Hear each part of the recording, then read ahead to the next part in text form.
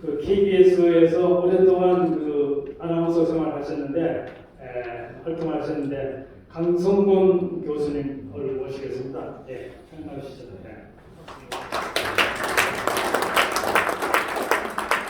가장 필요한 리더한테 가장 필요한 말하기와 글 쓰는 기술 짧게 지금 한 40분 정도 남았는데 바로 시작하도록 하겠습니다.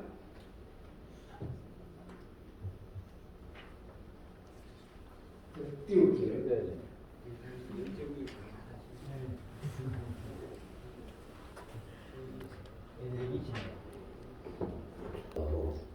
장면되어 있습니다. 대학 다니는 14년. 수경연대, 중앙대, 하나대. 지금은 이제 건대 언론대학으로 있습니다.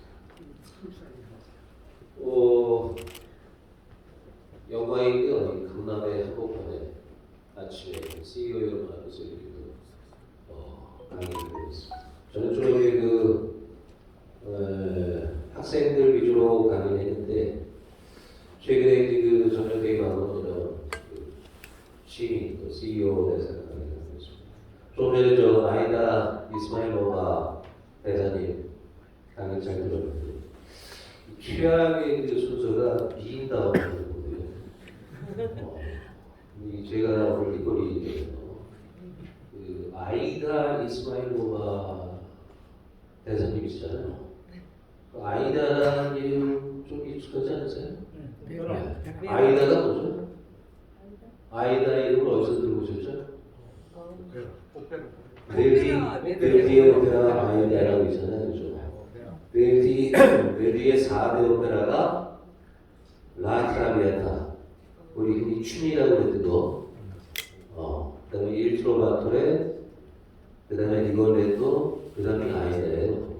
근데 이 아이다라는 이름은 동서양 만문하게 쓰이는 아주 예쁜 이름입니다. 벨디의 아이다, 오페라 아이다는 이집트의 공주죠. 이집트의 공주요. 상식적으로 아실 필요 있는 게 아이다 오페라는 독특하게 이집트 카이로에서 출연돼서요. 이 나일강에 사는 이야기거든요. 이집트 장군과 에티오피아 공주와의 사랑 이야기가 바로 아이다입니다. 네. 참고로 제가 오페라 감독이니까요. 얘기도 사전. 여러분 요즘은 말이죠. ABC 시대라고요. ABC 시대. ABC 시대가 뭘까요? A가 뭘까요? 공사님 A가 뭘까요? 대구광에 주시지 않으세요. A가 뭘까요? 요즘 시대. AI. 그렇죠. AI죠.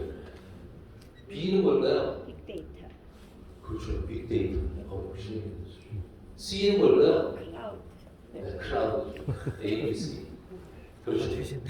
AI, 인공지능을 하기 위해서는 빅데이터가 필요하잖아요. 빅데이터를 이용하면 저장해야 되잖아요. 네, 클라우드에 저장. A, B, C다. 근데 요즘에 또 화제가 되는 게 뭐죠? 챗 GPT라는 건 아니겠어요? 사전 학습 생성형 변환기. 네? Generative Pre-trained Transformer 이러잖아요. 이런 얘기 들으면 어떨까요? 와, 드디어 내 시대가 왔다. 드디어 내 시대가 왔다. 내가 이제 실력 발휘를 할 시대가 왔다. 가슴이 웅장해진다. 이러는 창의성이 필요하다. 혁신의 시대다. 새로운 아이디어가 필요하다. 이럴 때 어떨까요? 느낌이. 화나네. 살기 어렵네. 네? 자신 있는 막 생기세요? 야, 이게 세상에 이렇게 급변하는데 나는 이거 장담할 수 있을까? 이렇게 걱정되지 않나요? 저도 걱정되거든요. 요즘은 모든 회사가 다 혁신, 창의성, 아이디어, 이런 얘기 한다거든요. 자, 예를 들어서 창의성, 아이디어가 있어야 되니까 혁신적인 플랜이 있어요. 그럼 뭐 어떻게 해야 되나요? 관찰하려면. 제가 알고 있는 프로세스는 자기 상사, 국장, 사장님한테 보고해야 되잖아요. 제가 이런 아이디어가 이게 꼭 필요하다고 회사에. 그러면 그 사람이 바로 추진해 그러네? 아니죠. 오케이. 괜찮은 것 같아. 나한테 당신 생각을 잘 정리해서 이메일을 보내. 그러더라고요. 이메일. A4 한 장에 보내. 보냈어요. 보내려면 어떻게 되나요? 이메일에.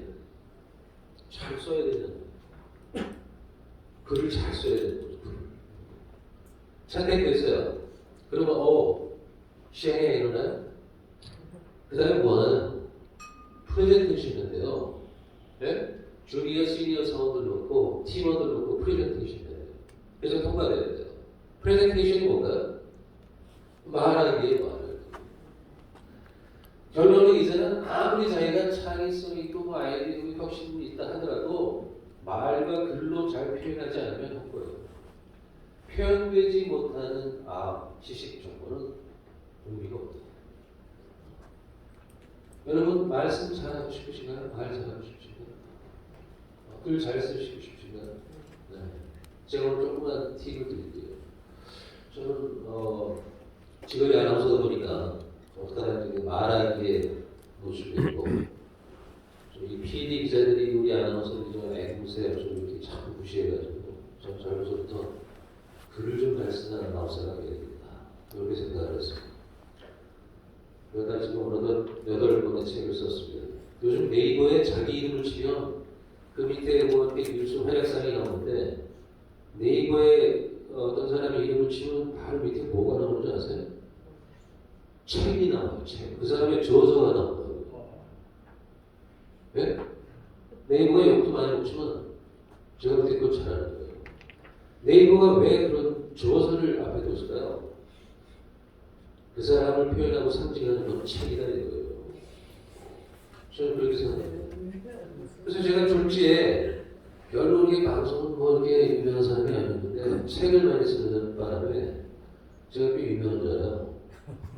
근데 별로 유명하지 않습니다. 자, 여러분. 말하기 글쓰기. 오늘 제가 조그마한 팁을 하나 드릴게요. 말하기와 관련된 그렇죠.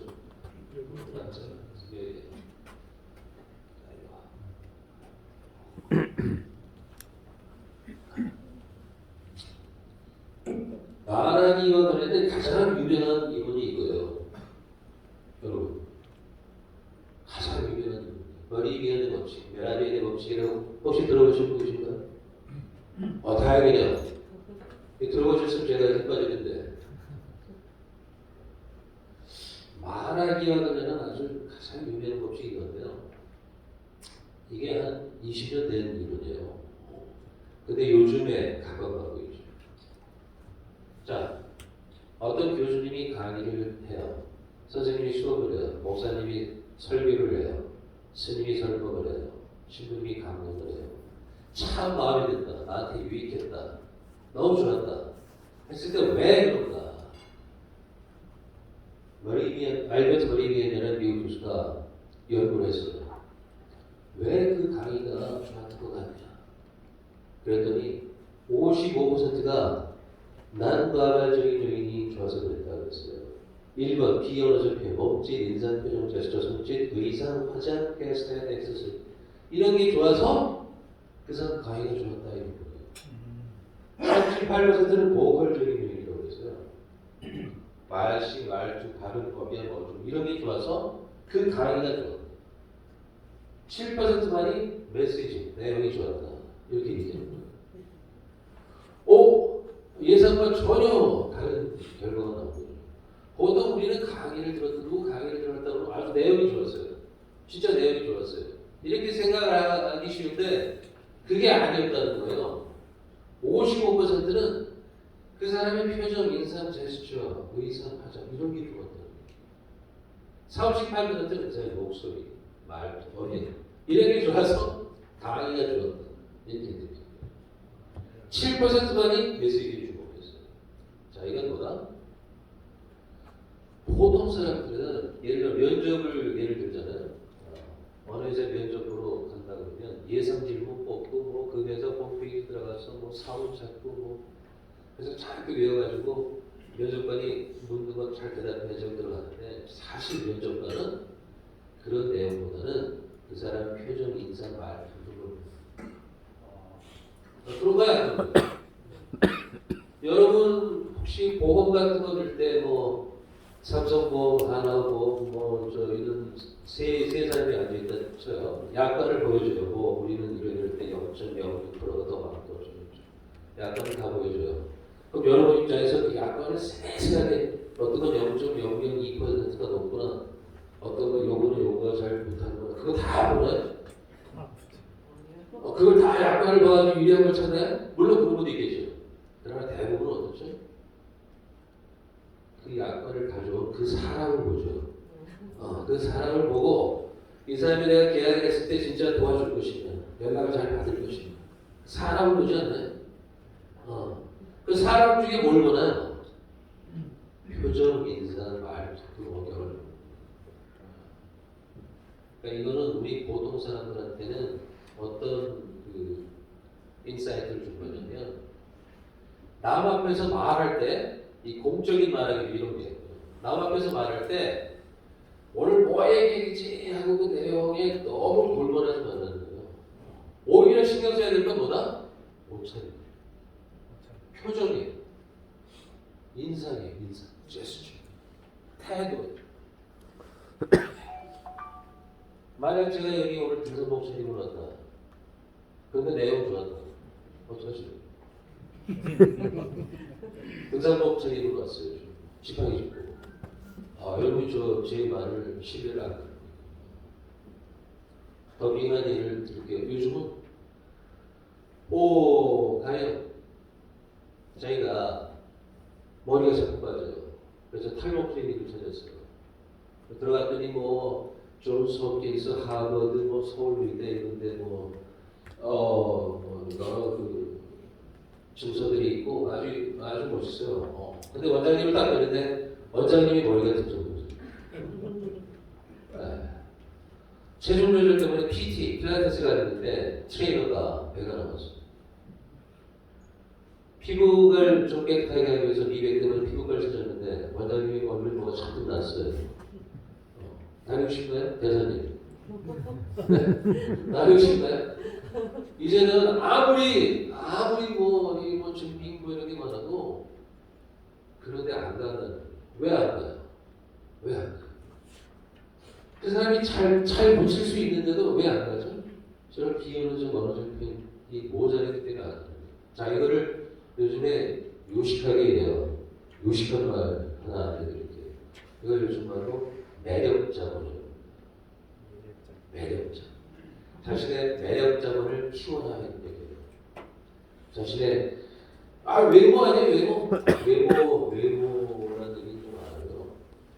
자신의 매력자본 중에 강점이라고 생각하는 것을 키우고 약점은 보완해야 돼요. 스워트라고 하죠. SWOT 그 조사 같은 걸 해서 자신의 매력자본이 뭔가를 깨달아야 돼요.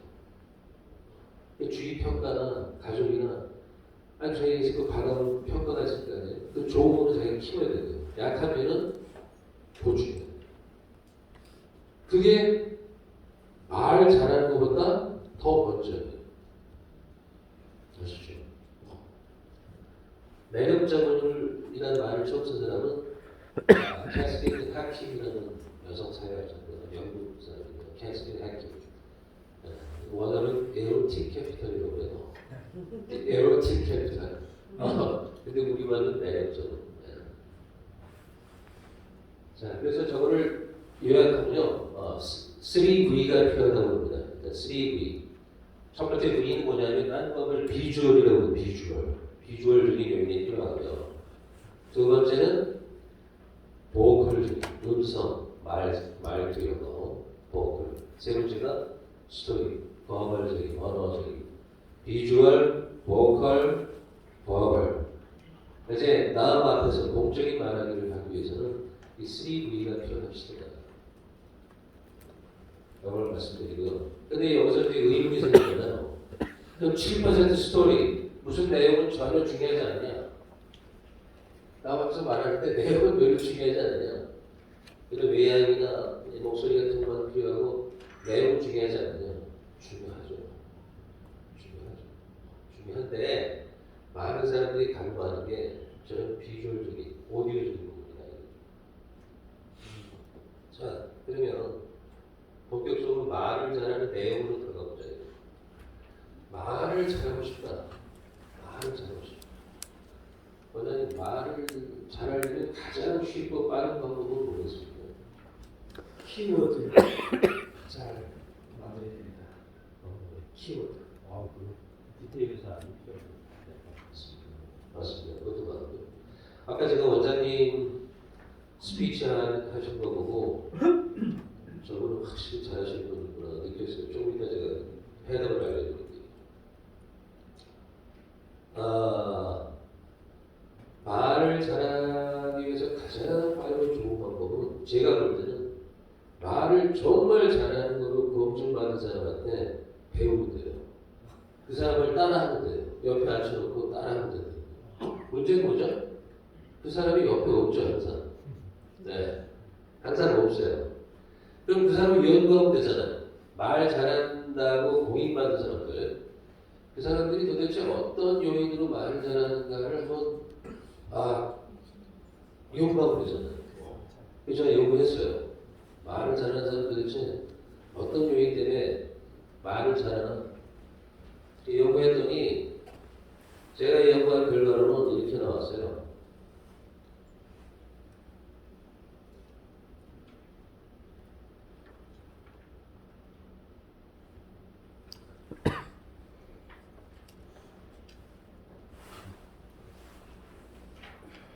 네.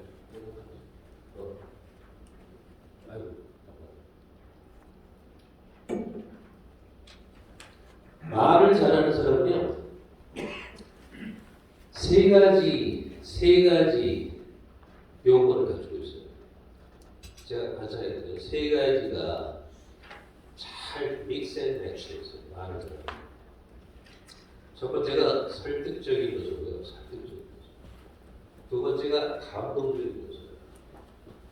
세 번째가 웃음, 유머의 부분이에요. 근데 이 설득을 보통 사람들이 잘못 이해하고 있어요. 설득 그러면 사전 접종이 뭐라고 되어 있냐면 상대방이 이쪽 편의 이야기를 따르도록 이리저리 깨우쳐 말하는 게 되어 있어요. 상대가 나의 이야기를 따르도록 이리저리 깨우쳐 말하는 게 되어 있는데 이게 사전 접종이거든요. 근데 문제는 뭐죠? 이리저리 깨우쳐 말하는 게 뭐냐고요. 이리저리 깨우쳐 말하는. 그럼 그래요. 이리저리 깨우쳐 말하는 게 뭔가? 설득 아닌가요? 이렇게 얘기하면 이 목적과 수단이 똑같잖아요. 그러니까 이 사전적적으로는 이 설득이 잘 해석이 안 돼요.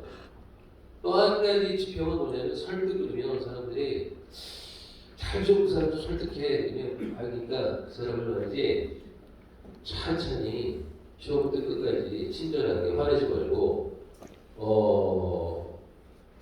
조용조용히 또박또박 처음부터 끝까지 잘 그렇게 해. 그렇게 설득해. 이런 거예요. 근데 그건 설득이 아니라 설득이에요. 설득의 열쇠는 뭐냐면요. 여기서 이제 정보와 지식의 차원이고요. Subject, View, Method라고 되어 있죠. 무조건 새로워야 되고요. 그 주제가 주제의 사실이면 New Method, 접근 방법이 새로워야 돼요. 차별화, differentiation이라고 해요. difference는 차이고 differentiation이 차별화거든요.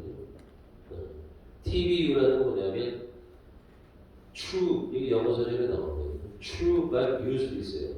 true, 맞긴 맞는데 지술이 true, but 그러나 useless, 쓸모없다. 이런 얘기는 하면 안 된다는 거죠. 보통 사람들이 그저 좋은 말을 해요. 그저 좋은 말. 그저 좋은 말을 해서 절대 상대가 설득당하지 않는다는 거죠. True but useless. 이런 거죠. 베토벤은 독일의 작곡가로서 음악이 매우 좋다. 틀린 거 하나도 없죠. 근데 도움이 안 되죠. 인간은 사회적 동물이다. 루스는 인간은 자연으로 돌아가라고 했다. 그런 얘기는 아무리 들어봐야 이제 감이 안 와요. 그런 게 TV예요. True but useless. 네? 네. 그러니까 무조건 새로워야 된다는 거예요. 근데 의문이 생기죠.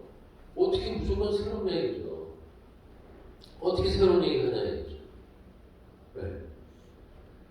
방법은 제가 볼 때는 한 가지밖에 없어요. 한 가지밖에 없어요. 사람을 설득하기 위해서는 항상 새로운 얘기부터 해야 돼요. 다른 사람은 안 했을 법한 얘기를 해야 돼요. 그게 설득이에요. 그리고 뻔한 얘기를 하면 안 돼요. TBU를 하면 안 돼요. TPO에 맞게 타임, 플레이스, 오케이션. TPO에 맞는 얘기를 해야 됩니다. 설득, 예를 들어 아이다 대사님, 네. 부분께서 루이비통? 네, 루이비통 가방을 생일이라고 해서 선물했어요. 네. 어느 해는 루이비통 600만 원짜리를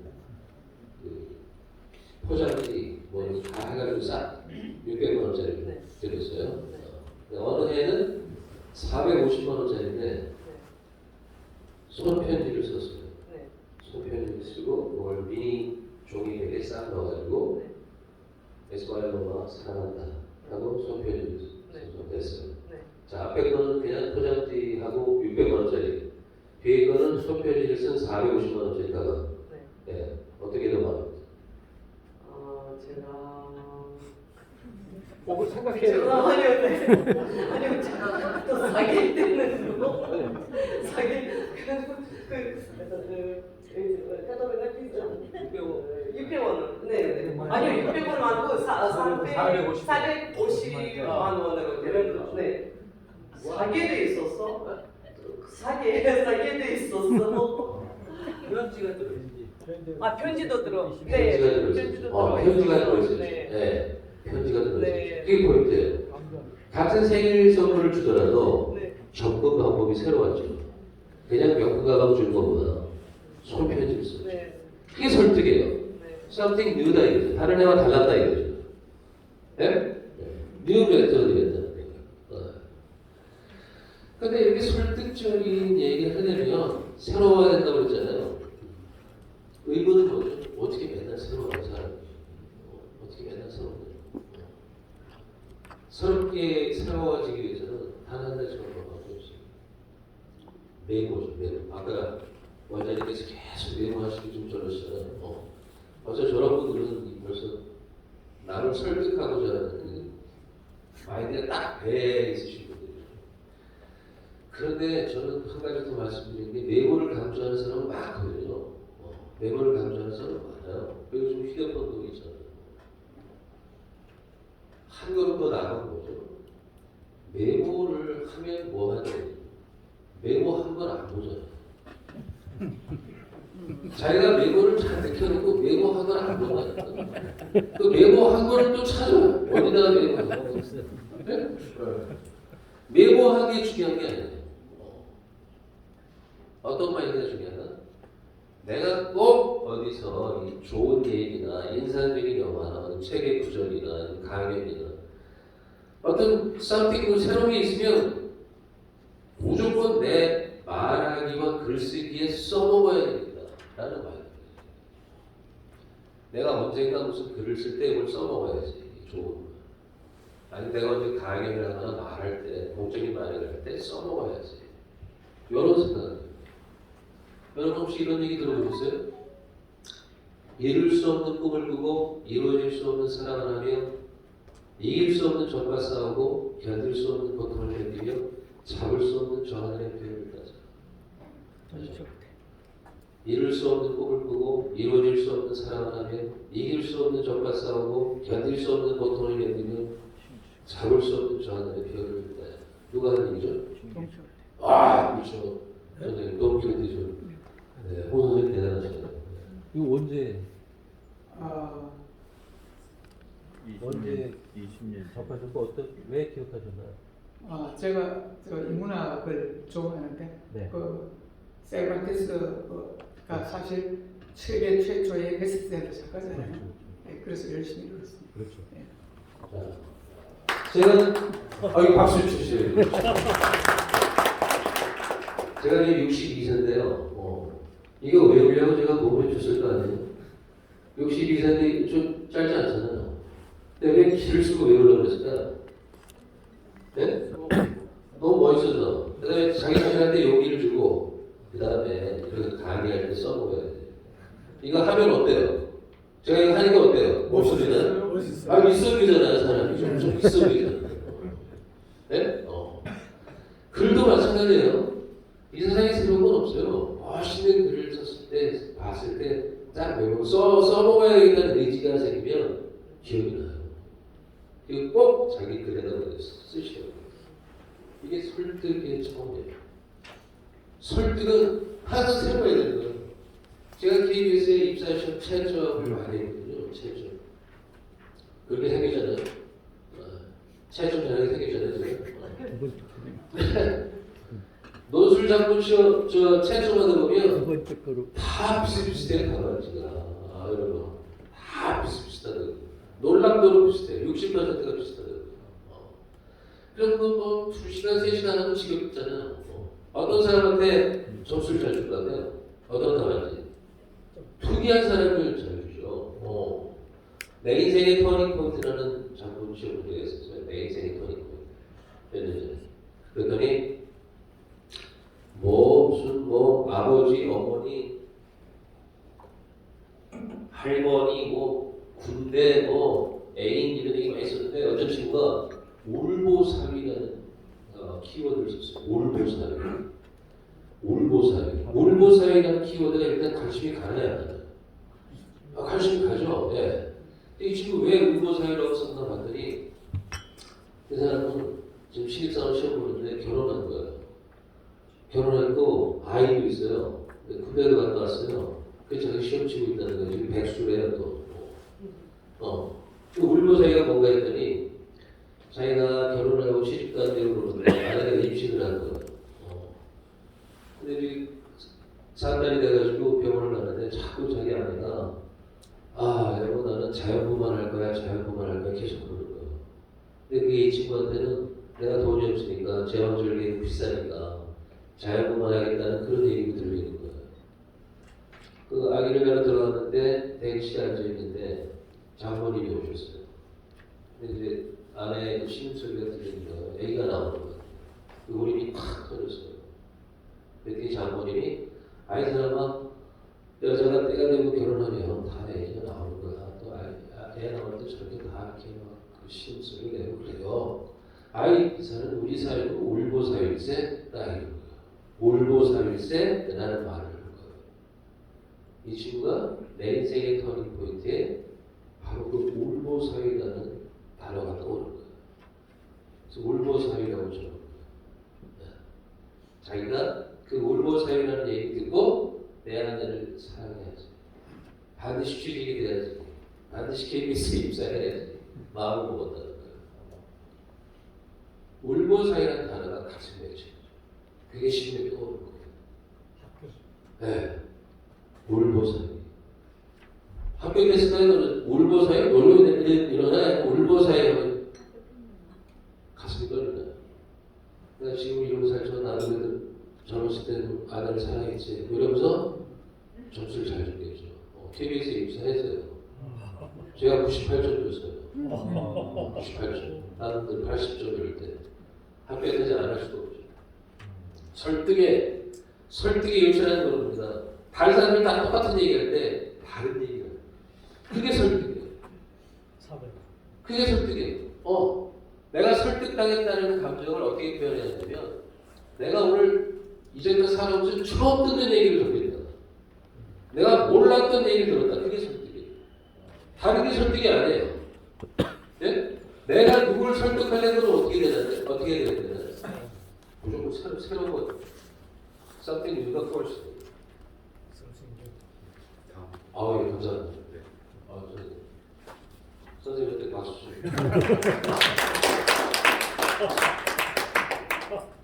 설득이 로고스, 머리, 이성의 차원이라면 감동은 파토스죠. 네? 정성, 열정 이런 거에 관련된 거죠. 정념, 요즘 정념이라는 말도 했어요. 이 너물들이 정념이라는 말을 했어요. 감동은 뭐냐면 설득, 새로운 얘기하고 뭐 아주 뭐 똑똑하고 스마트하고 좋아요. 그 사람이 말하면 아주 새로운 얘기를 하고 스마트하고 인텔리전트하다 이거예요. 근데 그것만 갖고는 안 돼요. 말을 잘하는 사람. 말 잘하는 사람은 항상 두 번째 요소를 갖고 있어요. 감동적인 요소를 갖고 있어요. 감동이라는 게 뭐죠? 감동이라는 게 뭐 와, 이게 감동이 안 돼요. 감동은 3E로 구성되어 있어요. 3E. 첫 번째가 emotion, 감성적인 emotion. 두 번째가 중요해요. empathy예요. empathy. 공감이죠. 공감. empathy, E-M-P-A-T-H-Y, empathy. 공감. 공감은 바로 눈높이를 맞추는 거예요. 세 번째가 experience, 경험. 경험을 공유하는 거예요. 사람은 감동을 받을 때는 어떤 거냐면 자기랑 자기 감성을 늘리는 거예요. 두 번째는 공감, 나와 공감이 되는 거예요. 세 번째가 나와 경험을 공유하는 거라서 그럴 때 감동이에요. 이 감동의 의미는 한마디로 얘기하면 당신 마음 내가 잘 알아. 당신 마음 내가 잘 알아. 나도 그랬거든. 함께 풀어봅시다. 이거예요. 말하기가 먹히려면 제 눈높이를 듣는 사람과 맞춰야 돼요. 학생들한테 강의할 때, CEO 대상 강의할 때, 어린이, 노인 다 달라야 돼요. 눈높이 맞춰야 돼요. 제가 지금 제 강연하기 인트로, 오프닝이 무슨 얘기였나요? 바로 이 말하기 들어간다. 무슨 얘기겠죠? 원래는 제가 제 마이크 딱 쥐고 무슨 얘기였나요? 처음에. 네? 아이다 이스마일로가 대사님 얘기죠. 예를 들면 그 아이다 주고 뭐 이스마일로가 대사님 얘기했잖아요. 제가 왜 그랬을까? 네, 키르기스탄 대사님이 직접 오셨고 여성분이고 미인이시고 그다음에 본인이 자신의 이름을 기억해 주면 어떨까요? 좋아요. 제가 어필하려고 그런 거죠. 소감이 아이다잖아요. 아이다라는 우리 상식이 있잖아요. 그걸 불러일으킨 거죠. 공감의 영역을 넓히는 공감의 영역을 넓히는 그런 거죠. 그래서 항상 강의하기 전에는 강의를 듣는 사람과 겹치는 부분, 교직 파악에 관한 얘기를 하는 게 좋아요. 3E로 구성되었습니다. 오바마 대통령이 2012년에 우리나라에 왔습니다. 오바마 대통령은 2009년부터 2017년까지 재임했죠. 이 오바마 대통령은 보통 사람들이 좋아하는 사람인가요? 싫어하는 사람인가요? 일반적으로 좋아하잖아요. 그렇죠? 이 오바마 대통령이 놀랍게도 2012년에 발악을 했어요. 근데 어디를 간 줄 아세요? 평택 미국에 이어서 어디를 간 줄 아세요? 우리나라 대학을 방문했는데 스카이를 가지 않았어요. 외대를 갔어요. 외대에 가셔서 이 오바마 대통령이 뭐라고 했냐면 연설을 쫙 했어요. 연설을 쫙 하시고 맨 뒤에 뭐라고 그랬게요? 목사님 맨 뒤에 뭐라고 그랬을 것 같아요? 오바마 대통령이 연설 다 끝내요. 박수. 오바마 대통령이 뭐라고 그러냐면 go together.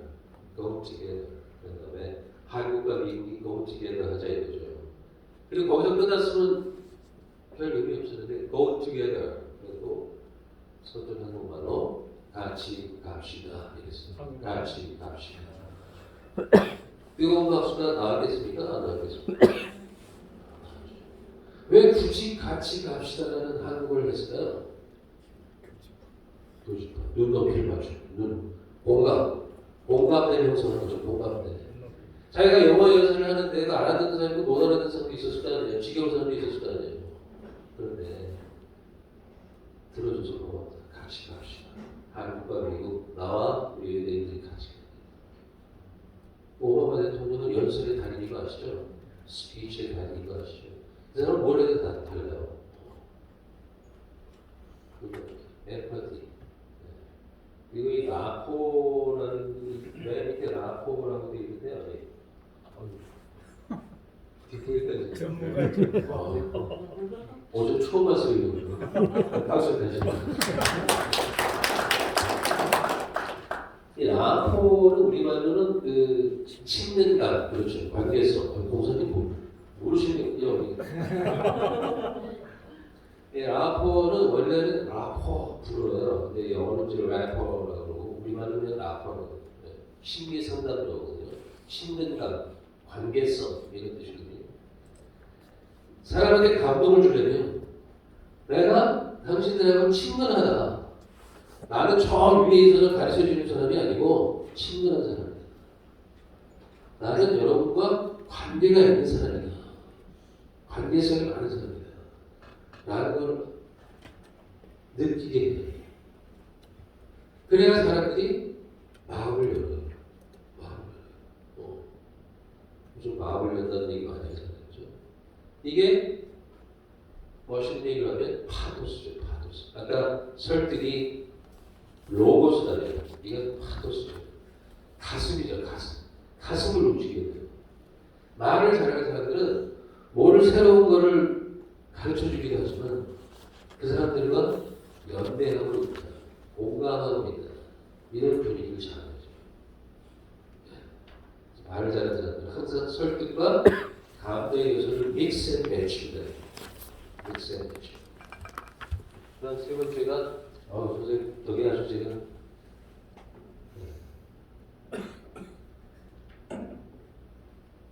유머 위트예요.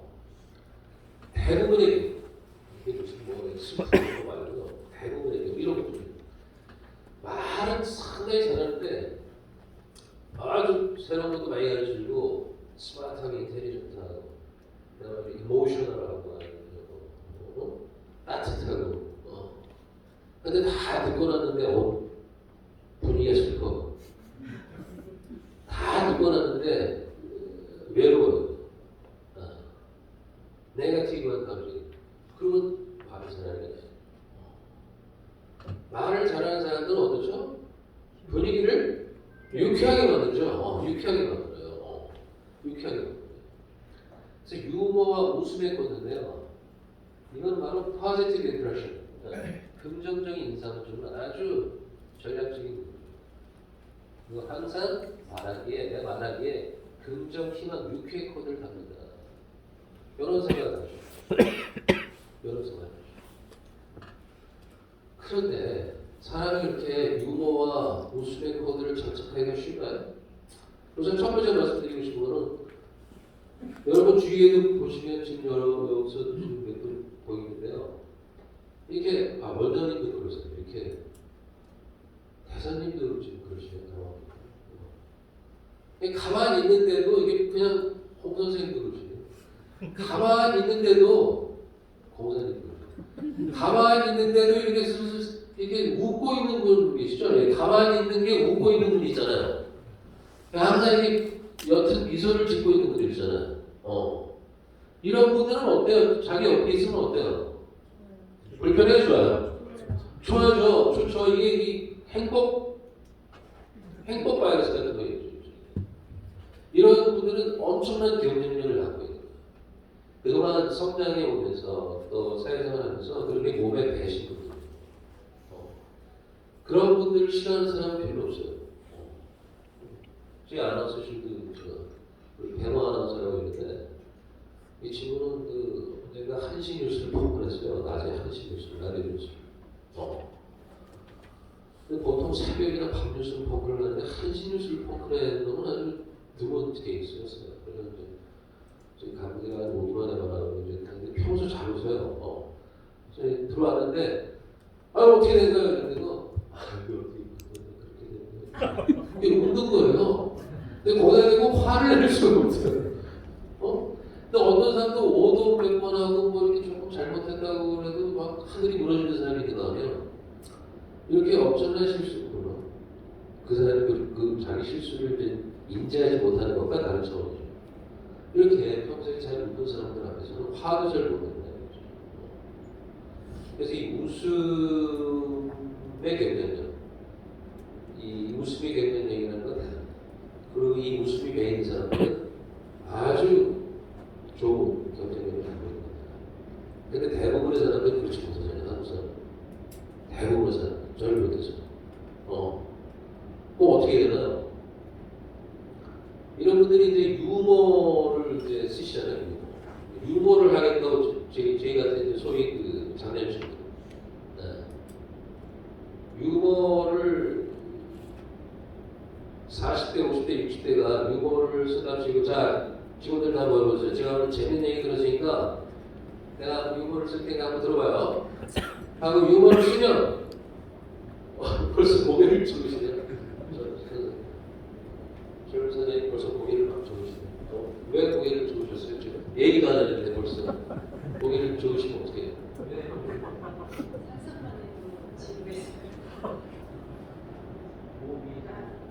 상상만 해도 지고 하시더니 벌써 제가 얘기도 하기 전인데 상상만 해도 지고 하는 말씀을 드렸어요. 네. 한국의 소위 그 꼰대 아저씨들이 하는 유머는 거의 99.9%가 재미가 없어요. 재미없을 뿐더러 잘못하다가 어떻게 되죠? 구속영장 발부돼요. 그 많은 분들이 한국 아저씨들은 유머에 익숙한 문화에서 자라오지 않았어요. 어디서부터. 근데 갑자기 유머를 쓰면 어떻게 되겠어요? 유머에 대한 감각이 없거든요. 그러니까 자꾸만 그 불상사는 하는 거죠. 아직도 신문기사에 그런 게 많이 나오잖아요. 결론은 뭐다? 유머를 쓰면 안 돼요. 방금 전에 유머를 포기하세요, 진짜로. 제가 강연히 주장하는데 유머를 포기하시는 거예요. 유머는 그 문화유산의 코드가 있거든요. 제가 이제껏 제일 유명한 유머 하나 말씀드릴게 웃음과 한번 판단해 보실까요? 처치의 유머 아세요? 윈스턴 처칠. 네. 윈스턴 처칠이 아주 위대하신 분이잖아요. 유머 이런 얘기도 많아요. 언젠가 화장실에 갔는데 노동당 국회의원이 그 소변대학에 있었어요. 그래서 이렇게 처치 들어갔다가 옆에 서서 소변대 앞에 섰는데 그 노동당 국회의원을 딱 마주치고 한 칸을 옆으로 더 갔습니다. 한 칸을 돌아서 멀찌감치 소변을 보려고 했어요. 그랬더니 그 노동당 의원이 뭐라고 그랬죠? 아니 왜 그 옆에 자리 됐는데 왜 그 내 옆에서 멀리 떨어지는 거요? 그렇게 얘기했어요. 그랬더니 처칠이 뭐라고 그래요? 당신은 그 무거운 것만 보면 국유화하려고 그러잖아. 그래서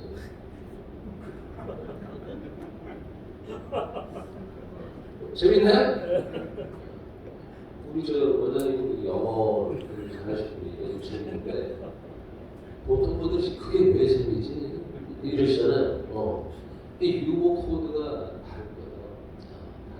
그러니까 유머를 쓴다기보다 그런 방법은 없냐? 제가 방법을 가르쳐드릴게요. 유머를 왜 쓰는 거죠? 유머를 왜 쓰는 거죠? 상대에게 자신의 인상을 좋게 하기 위해서 쓰는 거죠. 자신의 인상을 나쁘게 하기 위해서 유머를 쓰는 사람은 없잖아요. 상대에게 자신의 인상을 좋게 하기 위해서 유머를 쓰는 게 유머의 본질이죠. 그럼 상대에게 제 인상을 좋게 하면 되잖아요. 바로 여기서 나오는 게 바로 그러니까 잘 웃는 사람에게 코드예요. 뭐냐? 내가 웃는 얼굴을 만들면 돼. 내가 먼저 웃어야 된다. 내가 먼저 웃어야 된다. 웃음을 얘기로 할 게 아니라 내가 웃는 얼굴을 만들어야 된다. 인터넷 찾아보면 한국 여성들은 딱딱한 표정의 한국 여성들은 6개월 걸린다. 인터넷에 나와 있으면 연습하는 게. 한국 남성들은 중년 남성들은 1년 6개월 걸린다. 1년 6개월. 그러니까 뭐 기간이 중요한 게 아니라 자기가 웃는 얼굴을 만들고자 하는 노력 그 자체가 상당히 중요해요. 이게 유머입니다. 이걸 이제 유식하게 뭐라고 그러죠? 아까 설득이 로고스, 감동이 파토스라는 이거는 에토스예요. 에토스가 뭐죠? 성질, 기질, 윤리라는 얘기죠. 근데 이건 뭐냐면 바로 아무리 설득적인 얘기하고 아무리 감동적인 얘기를 하더라도 그 사람 자체의 성질 특질이 마음에 들지 않으면 안 들어온다 이거예요. 아까 매력적인 사람을 만드는 거와 상관없는 매력적인 사람을 만들기 위해서는 어떻다? 그 가장 큰 키워드 중에 하나가 문으로 찾습니다. 아까 내가 감동받았거든요. 조천 전에 지금 저 선생님 가셨는데 이재용 회장이라는 분이 제가 딱 그래도 70이 넘으셨는데 이 헤드테이프에 대다섯 사람 모르는 사람이 하셨는데 먼저 얘기를 거셨어요. 저도 가만히 있는데 몇백 분 기억나실 거예요. 블랙데이가 뭔지 알아요? 저 몰랐어요. 그랬더니 2월에는 발렌타인데이, 4월에는 화이트데이가 남녀가 사랑하는 사람한테 선물을 주잖아요. 오늘이 4월 14일 블랙데이네요. 오늘이 4월 14일 블랙데이네요. 아냐고 물어봤어요. 아무도 몰랐어요. 근데 70이 넘으신 정분이 뭐라고 했냐면 애인도 없고 그런 사람들이 너무 외로우니까 발렌타인데이는 초콜릿, 화이트데이는 사탕이잖아요. 너무 외로우니까 4월 14일 오늘 같은 날은 싱글들이 고독한 싱글들이 혼자 짜장면을 먹거든요. 그래서 블랙데이예요. 그걸 70이 넘으신 분이 가르쳐주셨어요.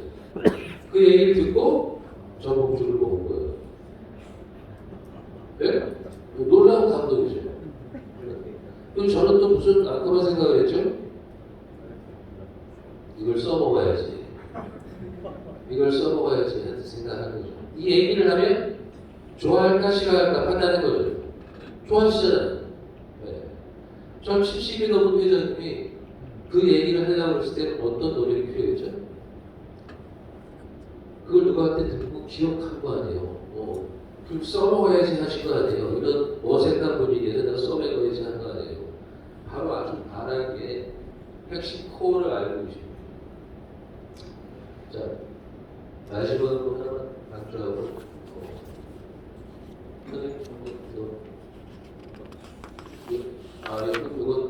선생님 보다 네, 보드 넘어가 주시고요.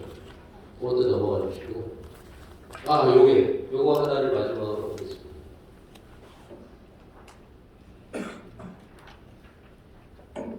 여러분 PC 요거 마지막으로 하고 질문 있으시면 질문하고 여러분 PC라고 들어보셨나요? 안 들어보셨어요? 이 PC를 이제 CEO 시간에도 아셔야 되겠죠. 예전에는 PC 그런 뭐였어요? 퍼스널 컴퓨터죠. 요즘은 PC 그런 Political Correctness라고 해요. Political Correctness. 정치적 올바름. 이 번역이 좀 어색하긴 한데 이게 그냥 굳어졌어요. 정치적 올바름. Political Correctness. 이게 바로 그 오바마 대통령부터 2006, 7년부터 미국이 대세가 된 거예요. 이거에 대한 반발로 어떻게 보면 세계의 그림이 바뀌었죠. 이거에 대한 반발로 뜬 사람이 누구죠? 트럼프예요. 이 요즘 PC 하나라는 얘기가 돼요. 그러니까 소수자, 약자, 다원성 이런 거를 존중해야 된다. 그게 교양인의 자세다. 이제 막 이렇게 대세가 됐는데 감추어진 그 마스크들, 그 백인, 주류, 남성 이런 사람들이 그런 표현을 안 하다가 투표로 오복하게 트럼프에 탄생이죠. 근데 트럼프와 별개로 이 PC는 지금 엄청난 긍정적 흐름을 주었고요. 이게 우리 교양인의 말과 글에 강력하게 투영되어 있는 거예요. 그래서 여러분 이제는 그 소수자, 약자, 다원성, 이 키워드를 장착해가지고 내가 우리 사회의 주류다, 가진 자다, 남자다, 메인스트림이다 하면 그 반대편에 있는 계층에 대한 배려 언어를 써야 돼요. 요즘에 그 원인이 배려 언어라고 해요. 이 정치적 올바름에는 큰 줄임인데 배려 언어라는 게 있습니다. 대표적인 그 소수자 약자 지금 우리 현재로서는 아직까지 여성, 노인, 장애인이죠. 그리고 우리 사회는 또 하나 층이 외국인 노동자, 탈북민, 센터민 이런 분들이 소수자 약자에 속해요. 그래서 이제 배려 언어 혹은 언어 복지라고 불러요. 배려 언어 복지. 이 마인드를 갖추고 아랫사람이나 상대를 대해야 되는 거죠. 그러니까 좀 약자나 소수자 장애인이다 그러면 내가 신경을 써서 말과 글을 해야 된다는 거죠. 네. 대표적인 게 지금 여성이에요. 예전에는 여성을 가리켜서 아까 우리 이재우 선생님도 감동을 주셨어요. 저 연세에 제가 볼 때 무슨 말씀하시다가 요즘 여성들이라고 하시더라고요. 요즘은 여자보다 여성이라는 말이 되어야죠. 굳이 얘기하면 여자는 섹스, 생물학적 용어고요. 여성은 사회문화적 용어죠. 여성, 젠더 차원의 용어죠. 여성. 또 우리 여성들이 이런 게 멋있어요. 우리 여자들이 이런 게 멋있어요. 한국 여성들은 참 똑똑해 이런 거보다 이런 게 좋아요. 한국 여자들은 참 여성 스피치 할 때 여성이라고 하는 사람과 여자라고 하는 사람은 그래서 교양이 다른 거죠. 그 다음에 여류, 앞에 여자 굳이 붙이는 거 있잖아요. 여류 작가, 무슨 여경, 여대생 이런 분들은 아예 그냥 대학생 작가. 최악의 그 여성 차별 경우는 미망이래요. 미망이 만일 밑자에 줄을 놓잖아요. 수구복무 시대 남편이 죽었을 때 그 남편을 여인을 아직 미처 죽지 못했다는 것은 미망이에요. 그런 얘기는 이제 안 쓰는 거죠. 그냥 부인이에요. 여성에 관한 경우, 그다음에 장애인을 대할 때 조심해야죠. 그죠? 가장 조심해야 될 건 뭐나요? 장애인을 가리키면서 우리 정상인과 장애인 그러면 안 되는 거죠. 가장 멋있는 말이 뭐죠? 비장애인. 자기는 비장애인이라고 그래요. 장애인을 대할 때 저희 비장애인 같은 경우는 이렇게 얘기하면 장애인 벌써 좋아하죠. 근데 우리 정상인은 안 그러는데 이렇게 얘기하면 벌써 장애인들이 잠시만 교양이 없는 사람. 네? 눈이 불편한 분은 뭐라고 그래요? 시각장애인, 청각장애인, 언어장애인, 지적장애인, 지체장애인. 네? 제가 지금 뭐라고 그랬죠? 눈이 불편한 사람이라고 그러죠. 그죠? 눈이 안 보인다, 귀가 먹었다, 말을 못한다, 바보다, 이런 게 요즘 바보라는 얘기 있었어요. 배려. 바보라고 뭐라 그래요? 그런 거보다 더 신경 쓰는 게 교양의 자세다 이거죠. 지적장애. 예전에 그래서 말을 했죠. 지금 지적장애. 예전에 문둥이가 지금은 한세대 이렇게 하는. 그런 거 다 나와 있어요. 그런 것만 갖춰도 사람이 달리고. 네? 음식점 와서 저기 조선 쪽? 조선 쪽이야? 갈비? 면면? 뭐 이런 거구나. 중국동 보세요? 중국동 보세요? 그거 좋아요. 그거 반찬 더 준다니까? 중국동. 탈북자보다 뭐야? 탈북자예요? 이거보다? 탈북자야? 이거보다? 뭐요? 탈북민이세요? 세터민이세요? 이런 게 좋은 거죠. 세터민. 외국인 노동자고. 동남아? 태국? 태국이 어디야? 네팔이야? 뭐 이런 거보다. 외국인 노동자세요? 그 다음에 또 그런 거 조심해야 돼요. 동성애자. 네? 성적 소수자예요. 성적 소수자. 예전에는 이렇게 막 남자끼리 이렇게 친해고 어깨도 공하고 무슨 정도 우리가 욕을 많이 했죠. 뭐야? 왜 나들끼리 둘이 사겨? 이런 농담 많이 했죠. 요즘 조심해요. 진짜 사겨.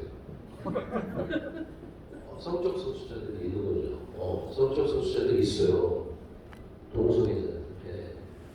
그러니까 그 남성들끼리의 사랑 같은 것도 연결돼요. 하여튼 주변에 어린이도 마찬가지예요. 어린이, 노인은 뭐라고 불러요? 노인은 뭐라고 불러야 됩니까? 일산가에서 어르신이라고 그래요. 어르신. 예전에는 할아버지만 어르신이라고 그러는데 지금 사전을 바꿨어요. 할머니도 어르신이에요. 그리고 이거 중요해요. 어르신들은 이렇게 얘기할 때는 어르신이지만 객관적 용어로 할 때는 어떻게 해야 돼요? 할머니라는 용어 요즘에 뉴스에서 잘 없어요. 80대 여성이에요. 80대 여성. 70대 남성이에요. 할아버지 왜 그렇게 쓰죠? 당사자들이 싫어요. 지금 65세만 돼도 여성 같은 경우에 할머니라고 안 하잖아요.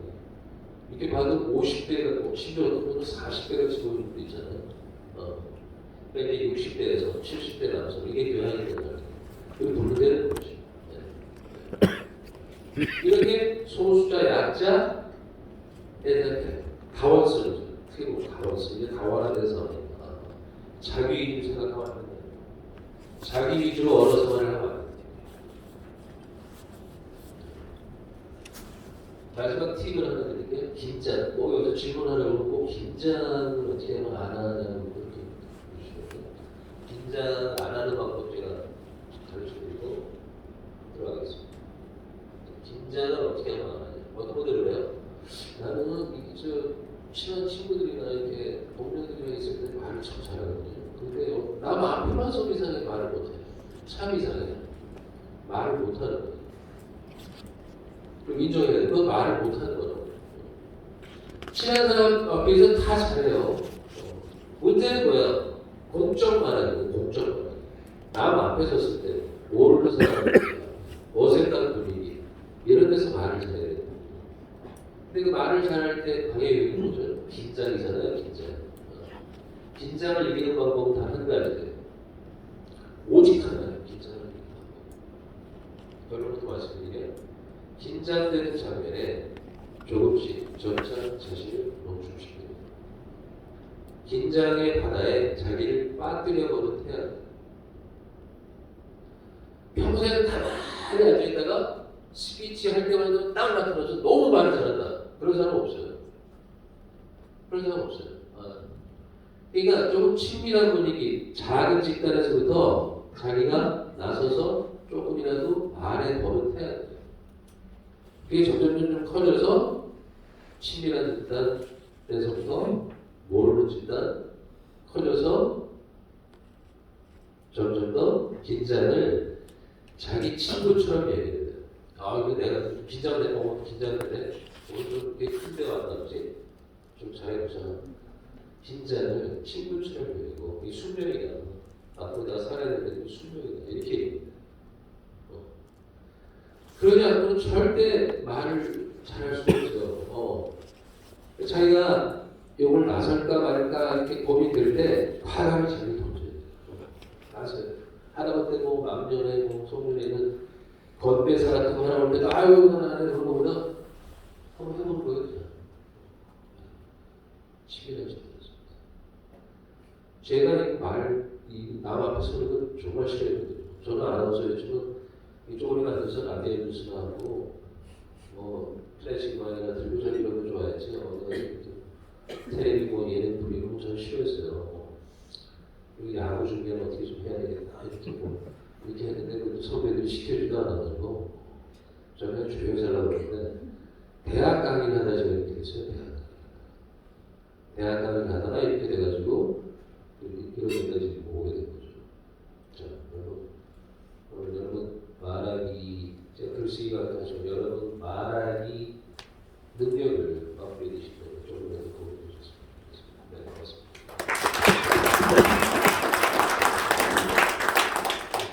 오늘 정말로 제가 강의 자료를 받아보고 이 내용이 너무 짧은데 하고 우려를 했었는데 정말 오늘 고수를 보셔서 부럽다. 큰 박수 부탁드립니다. 자, 우리 강 교수님하고 이스마엘 대사님 잠깐 앞으로 나오시죠. 네. 네. 그 기르기스탄 나라에서 한 그 화장품하고 아까 제약 쪽으로 상당히 관심이 많다고 거기 진출하는 분들 아까 동부바이오 제약에서 오신 분 한번 소개시켜 드리려고 합니다. 예. 오늘 제가 감동을 받은 거는 이 나라가 너무 아름다웠다는 거. 예. 너무 아름다운 정말 예. 아름답습니다. 그리고 우리 강성원 교수님한테 그 설득의 원리. 정말 이건 100만 불짜리입니다. 예. 저 앞으로 짜리 좀 친구하십시오. 큰 박수 한번 부탁드리겠습니다. 그리고 좀 나오셔서 영암과 같이 하시고 기념사진 한번 찍으시기 바랍니다.